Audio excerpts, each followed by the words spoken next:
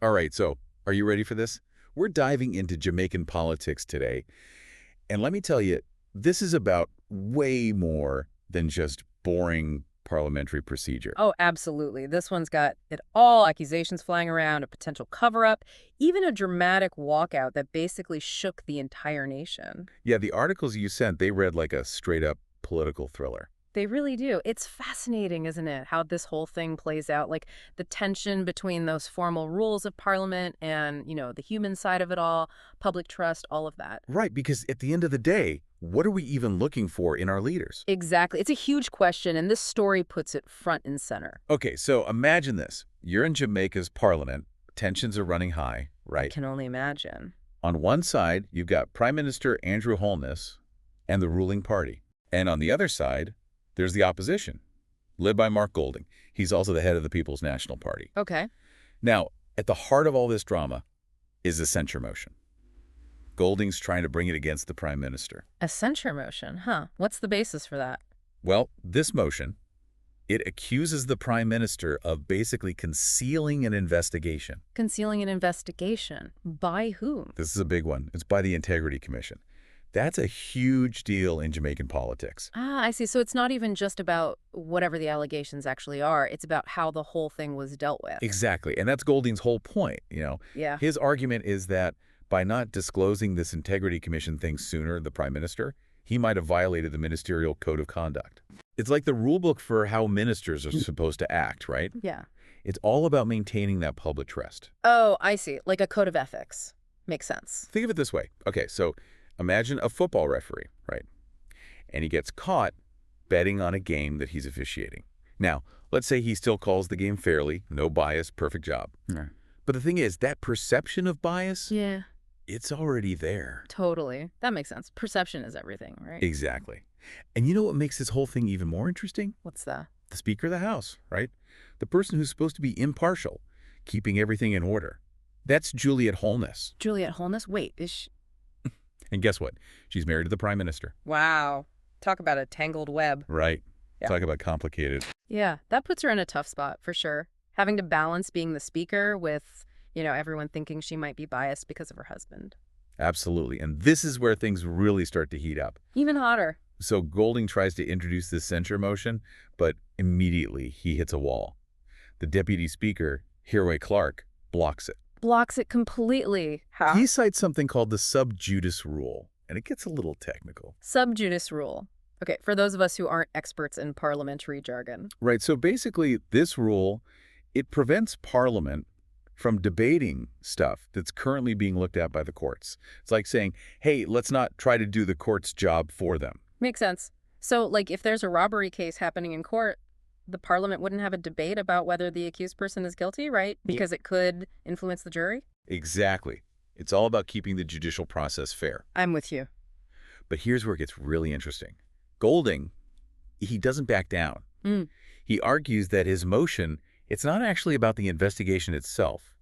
He says it's about the alleged cover-up and that possible breach of the ministerial code of conduct by the Prime Minister, which, according to Golding, isn't covered by that sub judice rule. So he's making a distinction there. Interesting strategy. And then, right as this whole clash is going on, Speaker Holness, she just drops this bombshell. Oh, tell me more. What happened? She comes right out and says that she was actually going to allow the motion. Really? So going against her own deputy's ruling? Exactly. You can just imagine how the opposition reacted to that. Oh, I bet. Talk about adding fuel to the fire. Totally. So now you've got this very public disagreement right in the government itself, with the speaker seemingly on the opposition side about debating the motion. Wow, I bet that turned some heads. Announcing you'd allow the motion right in the middle of all that? Bold move. Right. But was it, like, too little, too late? That's the million-dollar question, isn't it? Because let's be real, the opposition, they're not buying it. Not one bit. To them, this whole thing just screams, attempt to silence the opposition. Straight out of the political playbook, How to Dodge Accountability, 101. Classic move. But they're not letting it slide, this walkout. That's not nothing. No, it's a huge statement. For sure. Imagine it's like a football team just walking off the field, right? Right, in protest. They're saying, this referee's rigged, we're not playing. But the thing is, does that actually do anything? Or is it just symbolic? That's the thing, right. It's a powerful symbol, don't get me wrong, but like concrete results. Hard to say. But in this case, it got everyone talking. Transparency was suddenly the hottest topic. News, social media, everyone's talking about it. Yeah, you can't ignore that kind of pressure. Exactly. Public pressure like that, politicians pay attention. Because remember, it's not like this all came out of nowhere. Even before the Parliament drama, Prime Minister Holness was already dealing with that Integrity Commission investigation.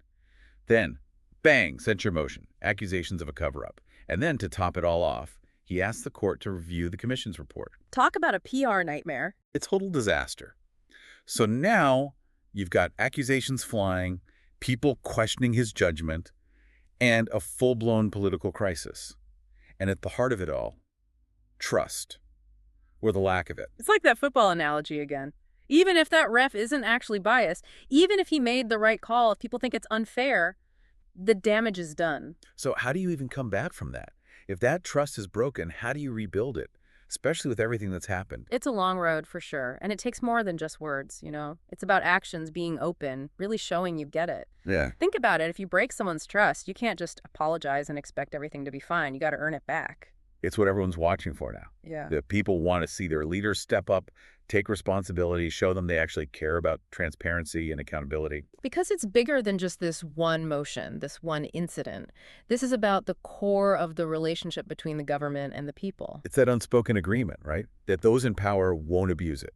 Yeah. That they'll be ethical, responsible, that they're working for the people. Exactly. Yeah, and you know when that's broken, when people feel like that agreement's gone, the effects can be huge, way bigger than whatever started it. It's like that foundation of trust crumbles and takes everything else down with it. Exactly. It's like, how can people have faith in the government, in the system itself, if they feel like the people in charge aren't playing by the rules? It creates this cynicism, you know? Absolutely. So, I mean, what now? Where does Jamaica go from here? We've got this standoff, questions about the prime minister, and the public's kind of left wondering what to believe. Well, for starters, the opposition's not letting up. They made that clear. They're going to keep pushing for more transparency, more accountability. And how's that going to look? What are they going to do? Who knows, really? They might keep going with the censure motion, maybe try different tactics in Parliament. One thing's for sure, though, they'll keep this in the spotlight. Right, because they know they've got public attention on this. And what about Prime Minister Holness? What's he going to do? That's the big question, isn't it? This is a real test for him as a leader. Can he win back that trust? Is it even possible at this point? Hard to say. He's got to address all of this, you know? And it can't just be empty words. People see through that. It has to be real, meaningful action. Exactly. Otherwise, it's just going to fuel that distrust even more. It's a pivotal moment for Jamaican politics, for sure. Absolutely. And you know what? This isn't just a Jamaica thing. This stuff is happening everywhere. Oh, totally. Look around the world. Same themes keep popping up. Transparency, accountability, money in politics. It all boils down to trust, doesn't it? It really does. And it makes you think, what does it even mean to live in a free society, you know, if you can't trust your own government? Right. It's on all of us, too. It's not just about what the politicians do. We have to participate, think for ourselves, and hold them accountable, no matter who we voted for. We had to be informed, ask the hard questions, and not just accept things at face value. It's about being engaged as citizens. And sometimes being engaged means taking a stand, like that football team walking off the field. If something's not right, you don't just keep playing the game. So true. We have the power to demand better from our leaders. Because ultimately, this is about our institutions, our democracies. It's about building a system we can all believe in. Well said. That's a powerful message. And on that note, we'll leave you with this. What would it take for you to walk off the field? What issue, what injustice would make you take a stand and say, enough is enough? That's something worth thinking about. It really is. Until next time, everyone, keep asking questions and stay engaged. Absolutely. Curiosity keeps things in